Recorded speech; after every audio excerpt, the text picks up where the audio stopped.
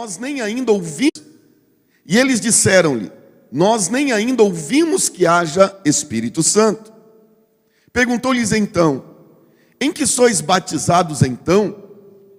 E eles disseram: no batismo de João.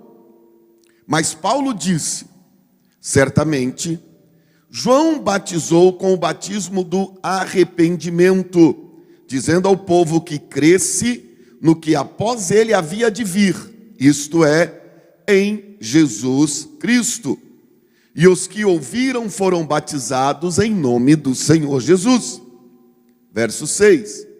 E impondo-lhe Paulo as mãos, veio sobre eles o Espírito Santo, e falavam línguas e profetizavam. Verso 7. E estes eram ao todo uns 12 varões. Amém?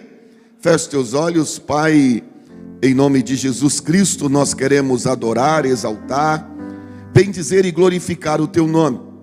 Por mais uma oportunidade, Deus, de estarmos na tua casa, adorando ao Senhor.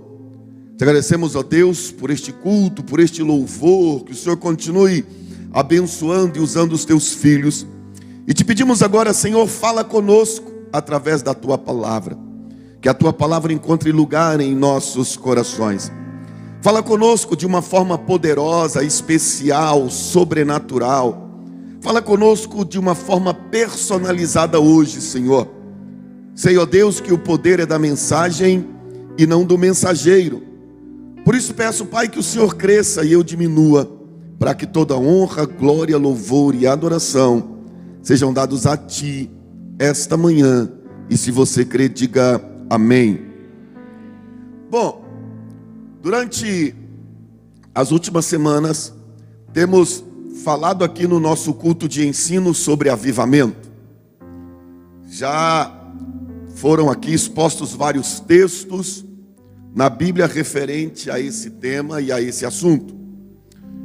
E hoje nós vamos tentar entender um pouco de como aconteceu o avivamento, principalmente no Brasil, porque a gente precisa conhecer um pouco da nossa história, não é? O problema é que a gente quer saber a história de todo mundo, menos a nossa, não é? A gente fica preocupado em como aconteceu o avivamento na Rua Azusa, em Los Angeles. A gente fica preocupado em como aconteceu o avivamento lá não sei aonde. E a gente não para pensar como isso aconteceu no Brasil. Mas o que há de mais interessante em tudo isso, irmãos, é que seja aqui, seja onde for, nós vamos sempre encontrar características e traços muito semelhantes em todos os lugares que aconteceram avivamento, até porque o Espírito é o mesmo. Amém? Amém? Então olha para esse irmão lindo que está do seu lado aí, irmão.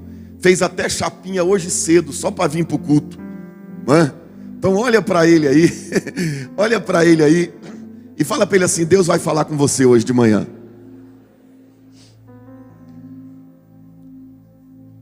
Eu falava domingo passado sobre a situação da igreja no Brasil. Sobre aquilo que a igreja, eu não sei nem se só Brasil, mas sobre o momento que a igreja vive, aonde muitos caminham muito mais com o título do que verdadeiramente com o poder de Deus e com a transformação que o Espírito Santo é capaz de fazer, aonde nós aprendemos a nos rotular como crentes, como servos de Deus, mas na verdade ainda temos um testemunho muito fraco e muito aquém daquilo que Deus espera de cada um de nós. Falava sobre a situação da igreja do Brasil, onde muitas igrejas viraram apenas um clube social, onde a gente vai para ver pessoas, para encontrar pessoas legais, para estar no meio de gente bacana, e depois que a gente sai dali, só Deus sabe o que nós vamos fazer da nossa vida. Onde o evangelho se tornou muito apenas um rótulo e deixou de, na sua essência, que é verdadeiramente gerar transformação. Bom, eu falo isso sempre. Entenda o seguinte, quando você entrega a sua vida para Jesus, Ele não melhora a sua vida, Ele transforma a sua vida. Enquanto alguns dizem assim: não, pastor, mas eu já melhorei muito. Deus não melhora. Eu sempre falo isso. Quando alguém disser para você: não, mas eu já fui muito pior, melhorei demais. Na verdade, ele não mudou nada ainda. Ele só começou a reconhecer que antes ele não prestava. Não é? O evangelho precisa trazer transformação. Agora é lógico, o evangelho que traz transformação é o evangelho não apenas de palavras. O evangelho que traz transformação, porque toda transformação em nós não é feito por cobrança, não é feito por acusação. Ninguém muda porque foi cobrado. Quem gera transformação em nós é o Espírito Santo. Ele é que muda o homem. Ele é que transforma o homem. Ele é que pega o coração de pedra e faz um coração de carne. Ele é que pega um homem duro e põe ele para chorar na presença do Senhor. É só o Espírito Santo pode fazer isso. E o reflexo da igreja dos nossos dias é exatamente essa falta da busca desesperadora pelo Espírito Santo. O Espírito Santo se tornou um acessório para a nossa vida cristã. E a gente diz assim, bom, se a gente tiver ele, tudo bem. Mas se a gente não tiver também, dá para a gente ir levando. E esse é o grande problema. Não dá para ir levando. E é por isso que muitas vezes a gente acaba fracassando na nossa vida cristã. Fracassando no sentido de, às vezes, não conseguir desfrutar de tudo que Deus tem para nós. De não viver toda a experiência, toda a transformação, todas as intervenções divinas, ou tudo aquilo que Deus tem para liberar sobre nossas vidas. Por quê? Porque a gente está muito raso no que diz respeito ao Espírito Santo. E quando o Senhor chama os discípulos, eles estão eufóricos, empolgados com aquilo que eles tinham ouvido e visto. Estão dizendo, vamos ganhar o mundo. Jesus diz para eles, vocês não vão a lugar nenhum. Primeiro vocês vão ficar em Jerusalém, até que do alto vocês sejam revestidos de poder. O que Jesus está dizendo para eles? É esse poder que vai fazer a diferença na vida de vocês. Não adianta empolgação, não adianta conhecimento, não adianta testemunho. Eu conversava com alguém esses dias. Você já viu que famoso quando converte, ele sai viajando o Brasil inteiro contando seu testemunho? Já viu isso? Só que aí, se não há uma conversão verdadeira, eu acho que a última vez que eu conversei isso foi com o Rodolfo. Se não há uma conversão verdadeira, chega um momento que todo mundo já conhece o testemunho dele. Aí não tem nenhuma novidade mais. Por quê? Porque o que se renova a cada manhã é a misericórdia do Senhor. Isso se renova através do Espírito Santo. Amém? Por isso é uma necessidade urgente. Nós, como crentes, entendemos a necessidade. Entender a um ponto que isso gera em nós um desespero. Assim como a corça anseia pelas correntes das águas, assim eu anseio por ti. Sabe o que ele está dizendo? Senhor, a corça está desesperada pela água, e eu preciso estar desesperado pela sua presença. Não está desesperado no sentido de, não, mas está desesperado dizendo, eu não vou parar enquanto eu não for cheio do Espírito Santo. Eu não vou parar de buscar, eu não vou parar de pedir, eu não vou parar de clamar, eu não vou parar de jejuar, eu não vou parar de buscar, enquanto a presença de Deus não for liberada e derramada sobre a minha vida, porque essa promessa foi feita para mim, e essa promessa foi feita para você, amém?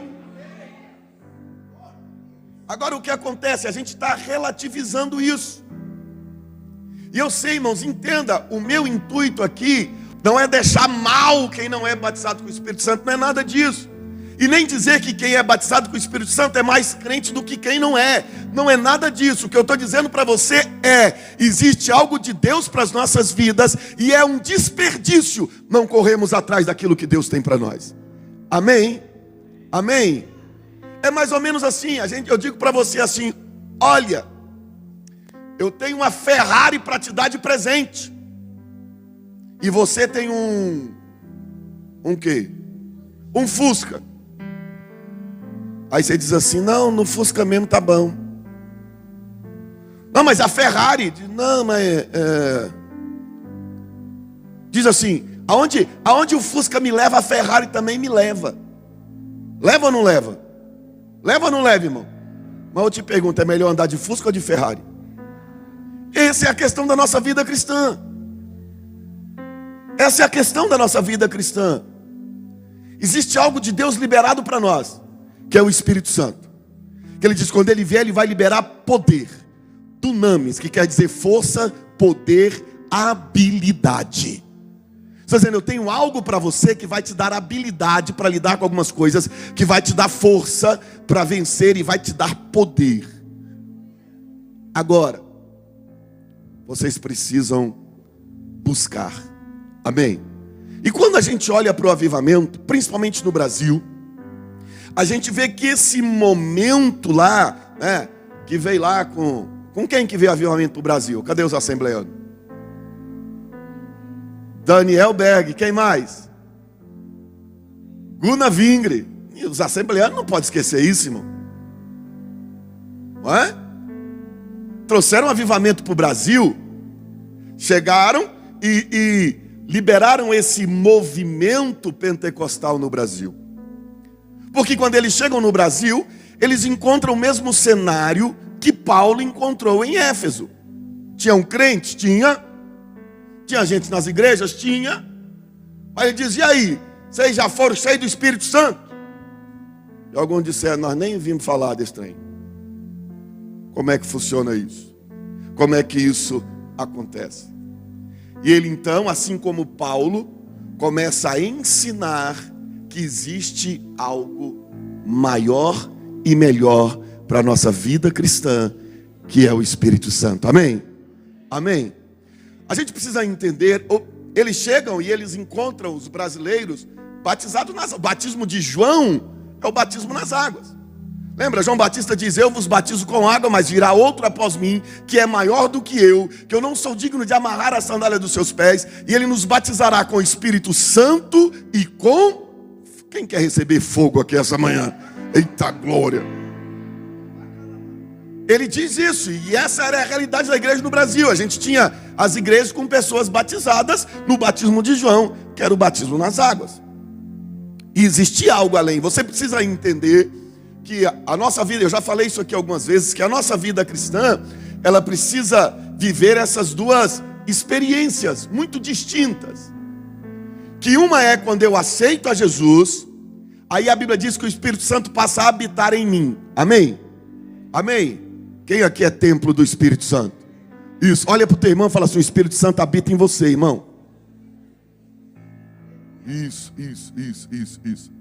Agora vai ser mais forte, mais profético. Você vai dizer isso para esse irmão que vai te chamar para almoçar depois do culto. E ele vai dizer assim, é por minha conta hoje. Então olha para ele aí e diz, o Espírito Santo está sobre você. Vou até falar para o Marquinhos aqui, o Espírito Santo está sobre você, Marquinhos. Eita glória. Entenda. A primeira experiência da minha vida cristã é quando o Espírito Santo passa a habitar em mim. E quando é que isso acontece? Quando eu entrego a minha vida para Jesus. Eu aceitei Jesus como meu único e suficiente Salvador, entendi o sacrifício da cruz, entreguei minha vida para Ele, o Espírito Santo passa a habitar em mim. Amém? Agora esta é só uma primeira experiência. A Bíblia vai dizer que há uma segunda experiência, que agora não é o Espírito Santo habitando em mim, mas que agora é o Espírito Santo habitando sobre mim. Por isso Jesus diz assim, olha, recebereis poder ao descer sobre vós o Espírito Santo. Quando eu tenho o Espírito Santo de Deus em mim, é Ele que gera conversão, é Ele que gera mudança. Por isso a Bíblia vai dizer assim, nem por força, nem por violência, mas pelo meu Espírito, diz o Senhor. Ou seja, a gente aceita Jesus, e aí, aceitar Jesus, não é que a gente está bem, não é que a gente já entendeu tudo, não é que a gente já consertou tudo, não. Aceitar Jesus é dizer, Senhor, eu ainda tenho um monte de coisa, mas eu autorizo o Teu Espírito Santo a começar a transformar a minha vida. E aí a gente entrega a vida para Jesus, e o Espírito Santo em nós vai gerando mudança. Amém? Amém? Quem já foi transformado aqui pelo Espírito Santo? Isso. Só vai dar glória agora você que era muito ruim, e depois o Espírito Santo começou a te transformar. Quem aqui era muito ruim e o Espírito Santo começou a mudar de glória a Deus? Isso. Pensa num lugar que tem gente ruim. E aí o Espírito Santo começa a transformar você. Começa a mudar você de dentro para fora. Ele começa a mudar o seu interior. Ele começa a mudar as suas prioridades. Ele começa a mudar a forma de enxergar as coisas. ele começa a mudar a forma de reagir em algumas situações. Ele começa a te mudar de dentro para fora. Tem até uma canção que o pastor Marquinhos gosta de cantar, que é de dentro para fora. Não é? Isso. Então o Espírito Santo em nós começa a trabalhar de dentro para fora. Por isso é que transformação de vida cristã não começa de fora para dentro. Porque durante muito tempo a gente ensinou as pessoas assim: aceitou Jesus, mude a sua roupa. O que aconteceu aqui? Parece que eu fiquei escuro. Mas os irmãos estão me enxergando. Amém. Já sei, liga as branquinhas aí, Marquinhos. Eita glória. Como igreja, porque a gente diz assim para as pessoas: aceite a Jesus. E a primeira coisa que a gente diz para ela assim: você tem que mudar essas roupas.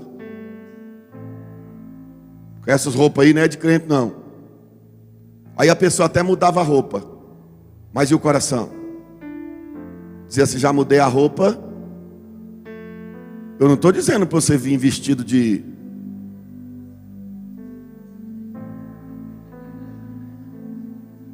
Vai acontecer alguma coisa aqui que eu não estou sabendo? Eu achei que eles iam soltar um... Começou a piscar luz aqui. Então entenda isso. A mudança, eu não estou dizendo que você não deva mudar, mas a mudança exterior deve ser o reflexo da transformação que o Espírito Santo está fazendo no seu interior. Porque aprender a falar como crente é fácil, é ou não é? A gente aprende rapidinho. Que como é que crente fala? Misericórdia. Eita glória, está repreendido. O sangue de Jesus tem poder. Paz do Senhor. Meu Deus. Não é? Então aprender a falar como crente é fácil, irmão. Gente, é 2 cultos que você vir e você já está com um vocabulário grande. Dizendo assim: a paz. Aleluia. Glória a Deus. Tá? Mas é uma mudança apenas externa. A mudança do Espírito Santo em nós é de dentro para fora. Amém? Amém? Amém? Mas o Espírito Santo não quer só estar em nós. Enquanto em nós Ele nos muda de dentro para fora, sobre nós Ele começa a nos dar força. Força para quê? Para vencer o inimigo. Força para resistir ao pecado. Força para se santificar. Força para lutar contra o meu eu. Força para lutar contra o meu ego. Me dá poder. Poder para quê? Para lutar contra o capeta.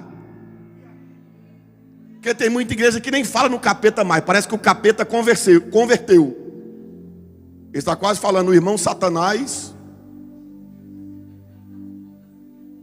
Não, irmão, a gente precisa do Espírito Santo, sabe por quê? Porque a Bíblia diz que o nosso adversário está ao nosso derredor, rugindo como um leão, buscando quem pode. Deixa eu dizer um negócio para você, irmão. A igreja pode até estar brincando de ser igreja, mas o capeta não está brincando de ser capeta.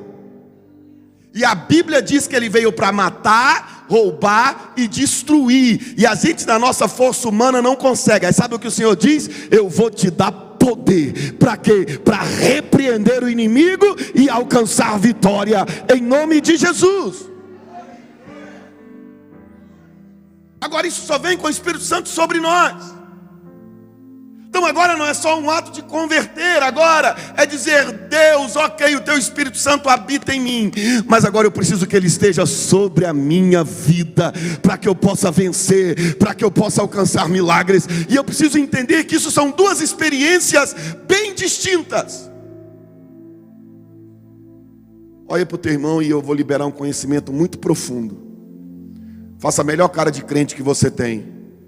Olha para ele e diz assim: uma coisa... Não, mais forte, irmão, que é forte isso.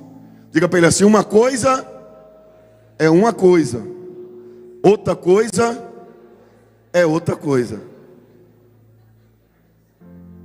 É forte isso, é ou não é? É. Isso é teologia profunda. E a gente precisa entender isso. Entenda, irmão, o que nos mantém de pé, o que não nos deixa desviar. Porque tem dia que dá vontade de desviar. Tem ou não tem? Você já ficou com vontade de desviar? O Senhor vai desviar. Cortou. O que nos mantém de pé? O Espírito Santo de Deus sobre nós, dizendo: vou te dar poder, você vai vencer, eu vou te levantar, eu vou te sustentar, eu vou te ajudar, você não vai voltar atrás. Agora entenda, irmão, o que me dá firmeza na vida cristã é o Espírito Santo sobre mim. Ai, pastor, não consigo firmar. Busque o Espírito Santo sobre a sua vida, irmão. Pastor, para mim é difícil, não é só para você não, irmão. Para nós também é difícil para você também, Marquinhos. Marquinhos, você está muito elegante hoje, cara. Agora que eu fui ver isso. Meu Deus. Então entenda, o que nos mantém de pé não é porque a gente não, é porque o pai. Não, irmão, sabe o que me mantém de pé? Eu sou homem igual a você, tenho os mesmos sentimentos igual a você, tenho as mesmas emoções que você, passo a mesma luta que você, tenho os mesmos problemas que você. Sabe o que me mantém de pé? É que constantemente dizendo: Senhor, eu preciso do teu Espírito sobre a minha vida, eu preciso do teu Espírito sobre a minha vida, eu preciso do teu Espírito sobre a minha vida. É Ele que me mantém de pé. Sabe qual é o problema? É que quando a gente está mal, em vez da gente correr para os pés dele, a gente foge dele. Por isso é que você vai encontrar a pessoa de irmão, você não veio na igreja. É que eu estava mal. Se você estava mal, era aí que você tinha que ter vindo.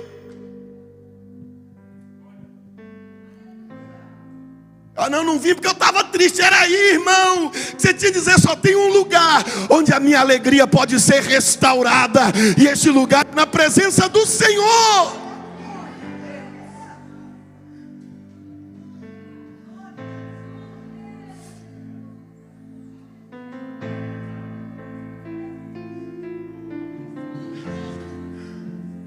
A gente precisa entender isso, irmão.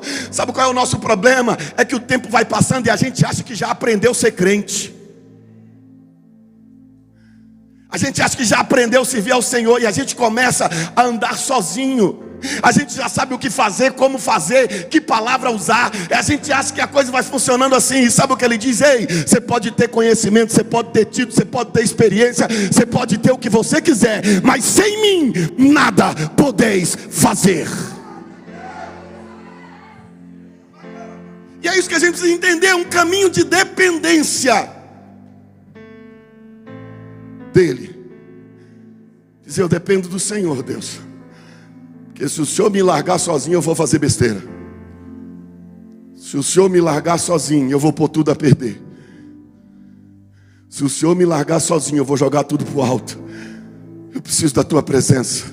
E esses homens então chegam no Brasil, e eles começam então a trazer esse ensinamento do Espírito Santo, o mesmo que Paulo está levando a Coríntios lá no capítulo que nós lemos. E aí, irmãos, começa a acontecer no Brasil o que aconteceu em Éfeso. Pessoas começam a ser alcançadas pelo Espírito Santo. Eu acho tremendo que você vai estudar a história desse avivamento do Brasil. Esses dois homens estão pregando, e no meio do Brasil, uma mulher, olha para o teu irmão e diz: ela é cheia do Espírito Santo. Se você também já estudou a história, você vai descobrir que é a irmã Celina de Albuquerque, uma mulher. Olha para o teu irmão e diz: E essa mulher,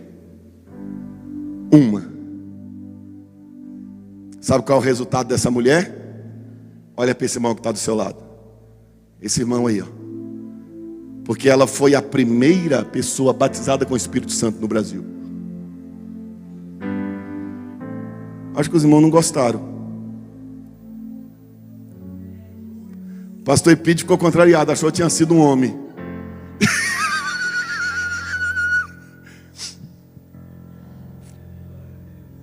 Uma mulher é batizada com o Espírito Santo no Brasil. E aí você olha para trás, todo o movimento pentecostal no Brasil começou com uma pessoa.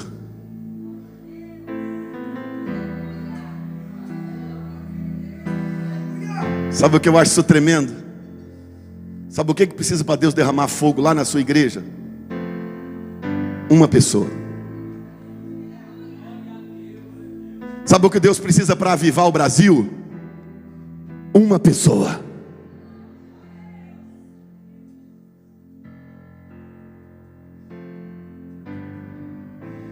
Olha para o teu irmão e diz: e aí, irmão?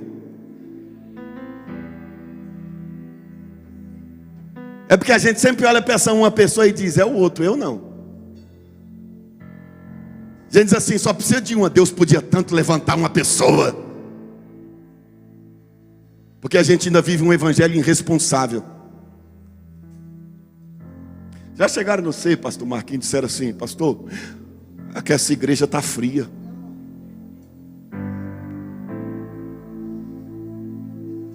Falaram para mim assim: pastor, nós estamos com um problemão. Falei: o que, irmão? A igreja está vazia.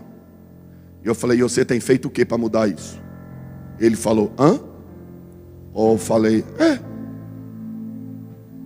porque é responsabilidade minha, mas também é responsabilidade de quem, irmão? Não, nossa, que você fala nossa, você tira você. Diga assim: minha. Que a gente diz assim: nossa, dos outros. Uma mulher é batizada com o Espírito Santo. E o negócio começa a pegar fogo no Brasil. Por isso, se você for ler na história, a irmã Celina de Albuquerque é considerada a primeira pessoa batizada com o Espírito Santo no Brasil. Bom, você imagina isso na igreja histórica. O que os pastores começaram a fazer? Isso não é de Deus. Vamos ter que parar com isso. Porque, não sei o quê, que a gente nunca viu isso. Ainda mais, bem, eu não tinha pensado nisso. Você imagina uma igreja histórica, machista, e o avivamento começa por uma mulher.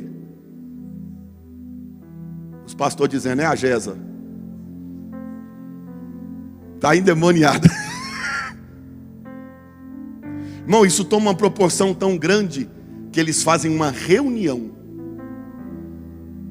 para decidir o que ia fazer com essa irmã, que está vivendo um negócio que ninguém nunca viveu. E foi exatamente isso que aconteceu.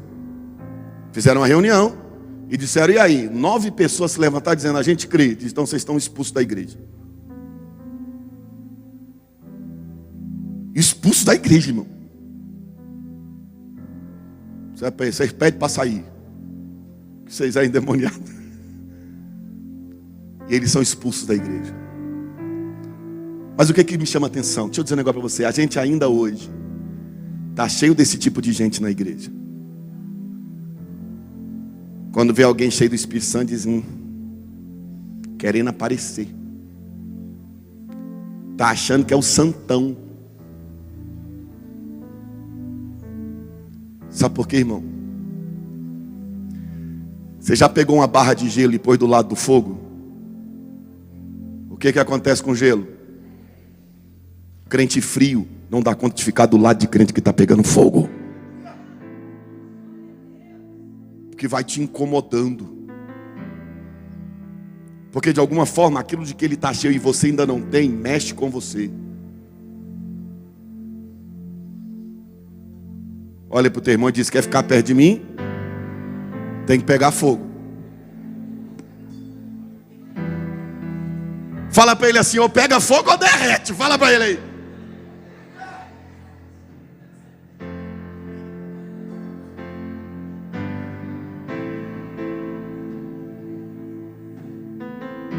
E aí, aquelas pessoas são expulsas da igreja. Eu preciso correr que meu tempo está acabando.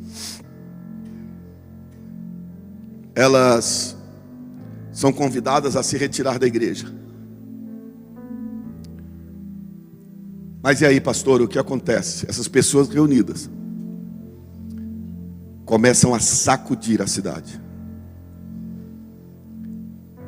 Porque o Espírito Santo, irmãos, em nós e sobre nós, vai gerar um crescimento centrífugo. Como assim, pastor? De dentro para fora. Amém? A gente vai ficando cheio de fogo aqui, mas a gente não fica. Porque você já viu crente que é cheio de fogo na igreja? Saiu da igreja, parece que jogaram água nele. Ele não é cheio de fogo na faculdade. Ele não é cheio de fogo no trabalho. Ele não é cheio de fogo na família. Ele não é cheio de fogo, mas chegou na igreja.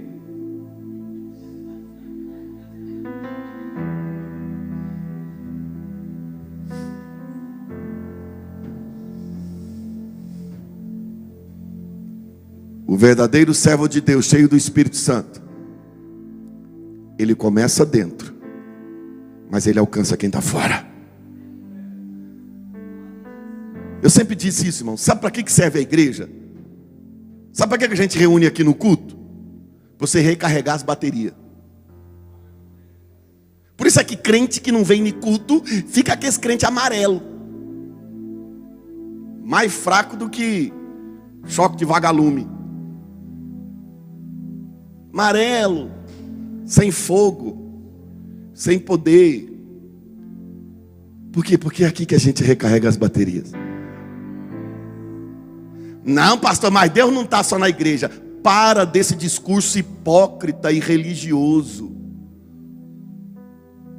Se igreja não fosse importante, Deus não tinha estabelecido. Se igreja não fosse importante, o escritor aos Hebreus não tinha chamado a atenção dizendo: não deixe de congregar, como é costume de alguns. Irmãos, a igreja é o quartel-general. É aqui que a gente recarrega as forças, é aqui que a gente sara as feridas, é aqui que a gente recebe as armas, é aqui que a gente recebe a direção, é aqui que a gente recebe a unção.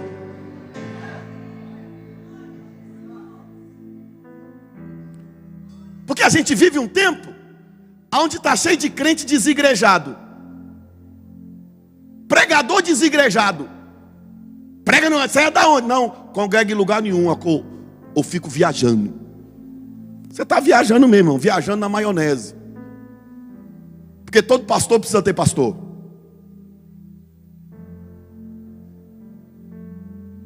Por quê? Porque quando você é cheio do Espírito Santo, a igreja começa a crescer de dentro para fora. Lembra Jesus dizendo: fica em Jerusalém. Aí você vai ser cheio de poder, e vocês serão testemunhas.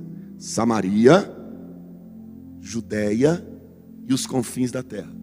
Mas tudo começa. Deixa eu dizer um negócio para você aqui, irmão. Deixa eu vigiar meu tempo aqui.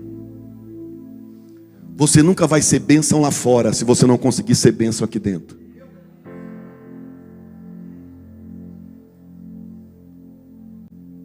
É que o seu ministério pode até ser fora,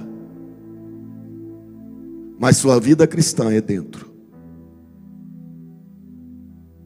Não adianta você querer ganhar o mundo se você não é bênção aonde você... Eu falei sobre isso no rádio esses dias, quando a Bíblia diz: somos como árvores plantadas. Árvore que está plantada, tem compromisso com o terreno que ela está plantada, frutifica onde ela está plantada, dá sombra onde ela está plantada, produz onde ela está plantada. Alguém pode até pegar o fruto dela e levar para outra cidade, mas o fruto é dado aonde ela está plantada.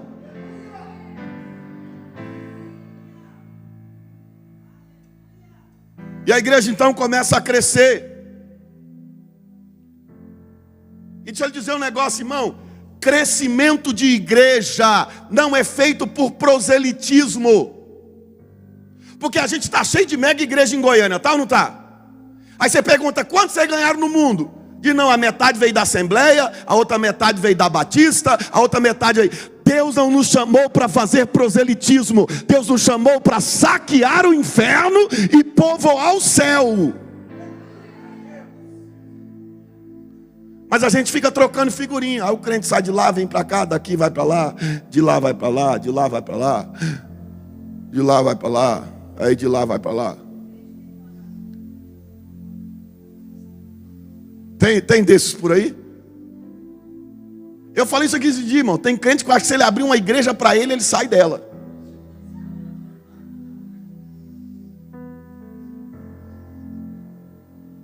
Eu não estou dizendo que você não possa mudar de igreja, mas faça isso da forma correta. E qual é a forma correta? Está insatisfeito? vai no seu pastor, diz: pastor, estou insatisfeito, me abençoe, eu estou indo embora. Amém. Agora, não vá para outro lugar falando mal da onde você saiu, porque aonde você saiu com certeza te ajudou em algum momento. Por isso seja grato. Então, uma igreja cheia do Espírito Santo não é uma igreja que fica trocando figurinhas. Uma igreja cheia do Espírito Santo é uma igreja que ganha os perdidos. Não, pastor, mas eu vou trazer ele para cá porque lá ele está insatisfeito. Irmão, o que mais existe nas igrejas é crente insatisfeito.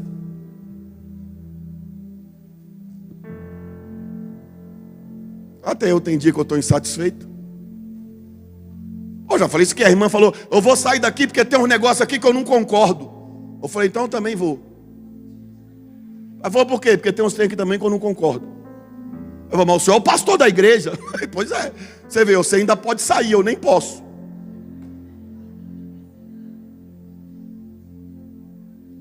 Porque, irmão, a igreja está cheia de pessoas insatisfeitas, porque não tem como a gente agradar todo mundo. Não tem como todo mundo concordar com as decisões que a gente toma. É até perigoso quando todo mundo está concordando com o que você está fazendo.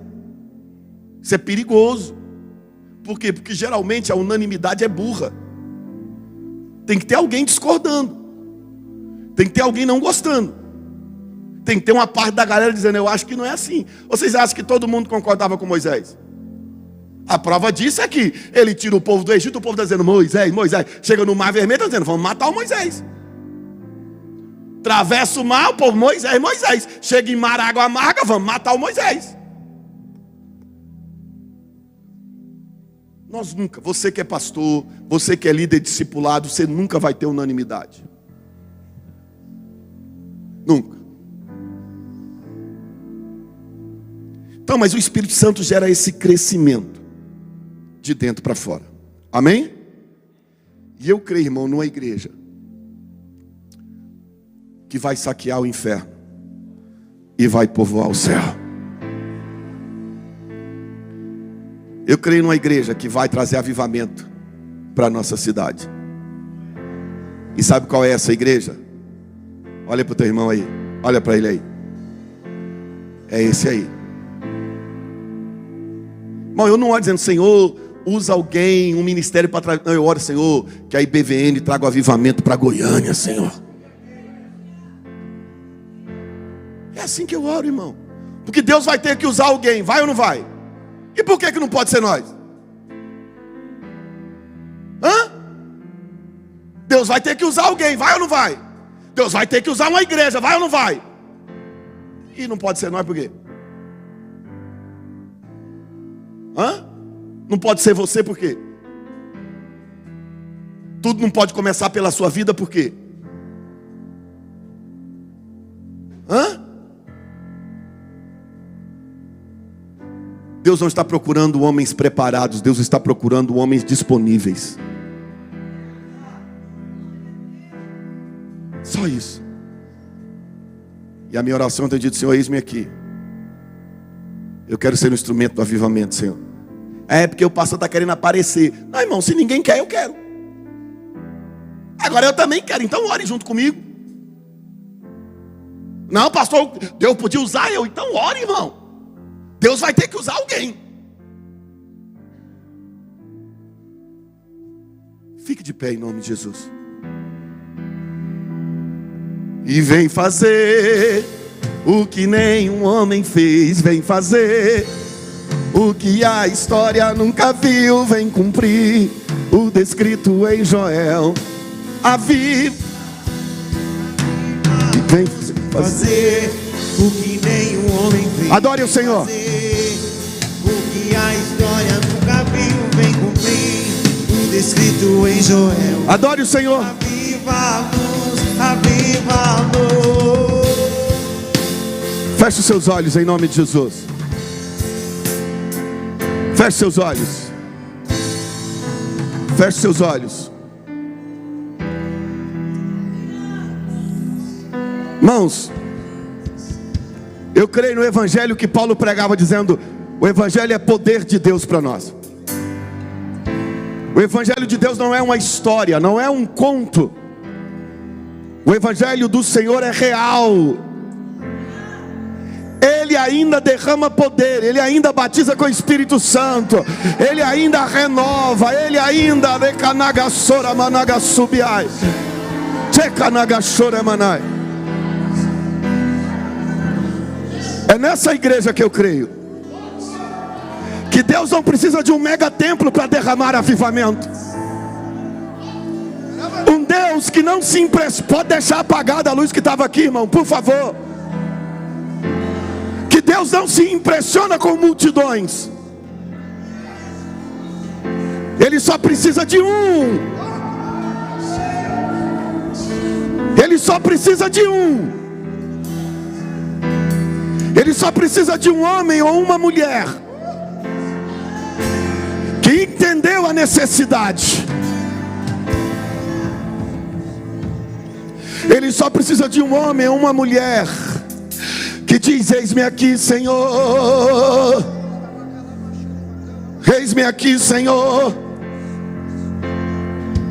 Eis-me aqui, Senhor. E eu queria muito essa manhã que nós orássemos para que Deus pudesse renovar, que nós orássemos para que Deus pudesse batizar com o Espírito Santo,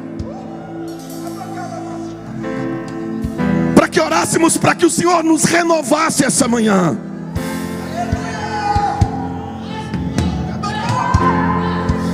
Chekanagashora managasobiai, chekanagashora managasubiai.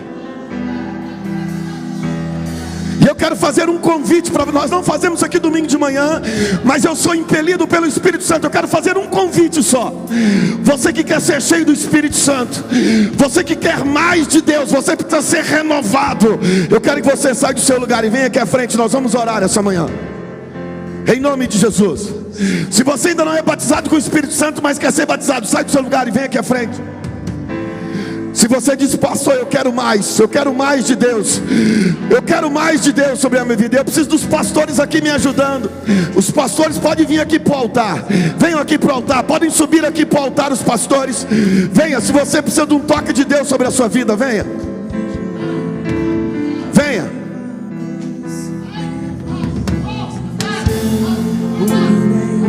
Venha. Venha. Venha. Isso, subam para o altar os pastores. Subam para o altar. Subam para o altar os pastores. Subam para o altar. O que a história nunca viu vem cumprir. Venha, venha, venha, venha.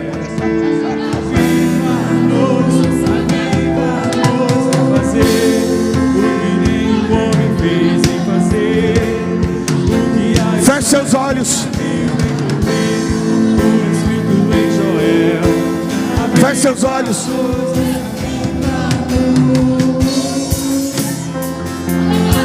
Feche seus olhos essa manhã.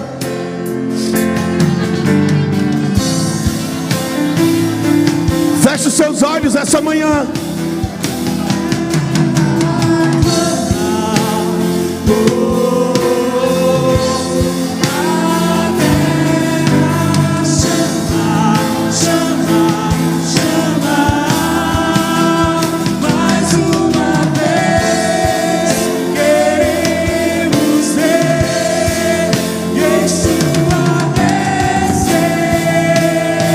Adore ao Senhor, adore ao Senhor, adore ao Senhor.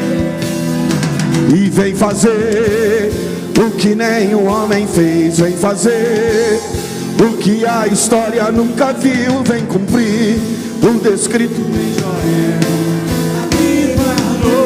Aviva-nos, fazer o que nenhum homem fez. Vem fazer. Pai, Pai, em nome de Jesus Cristo, Senhor, em nome de Jesus, em nome de Jesus Cristo, Senhor, essa manhã, Pai, o Senhor precisa de homens e mulheres cheios da Tua presença. O Senhor precisa de homens e mulheres cheios da Tua presença. Pai, nós liberamos hoje, Senhor, em nome de Jesus, em nome de Jesus, Pai, Pai, Pai, Pai.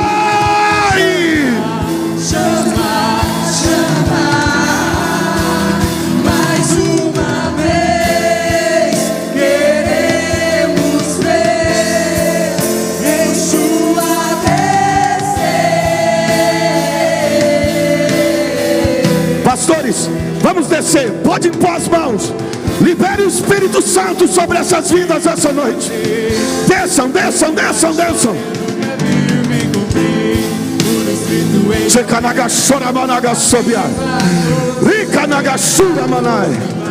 Chekanagashora managasobia. Tekanagashura managasobia. Tekanagashora managasobia.